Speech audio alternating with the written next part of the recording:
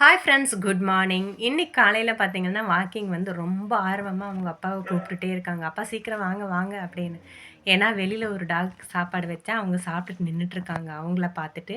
அப்புறம் இன்னும் பக்கத்து வீட்டில் ஒரு குட்டி டாகும் ஒன்று அங்கே நின்றுட்டுருக்கு, ஒரு சின்ன பப்பி. அதை பார்த்துட்டு சீக்கிரம் போகணுன்னு ஆர்வம் தாங்கலை. மடமடன்னு அவங்க அப்பாவை கூப்பிட்டுட்டு கிளம்பிட்டாங்க. வாக்கிங் போன உடனே வெளியில் போனோடனே பிங்கி வெளியே வந்தோடனே அந்த 2 டாகும் ஓடி போயிடுச்சு. அதுக்கப்புறம் அப்படியே எங்கேயுமே நிற்கலைங்க.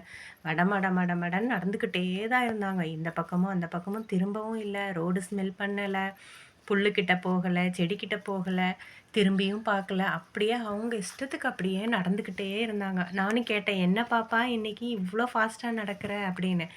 ரோடு வேற கொஞ்சம் ஈரமாக இருந்ததுங்க, நைட்டு மழை பெஞ்சிட்டு இருந்தது. அதனால அதுக்கப்புறம் பார்த்தீங்கன்னா இந்த பக்கம் போகவே இல்லை. ஏன் வரலையா? வாங்க வீட்டுக்கு போகலாமா?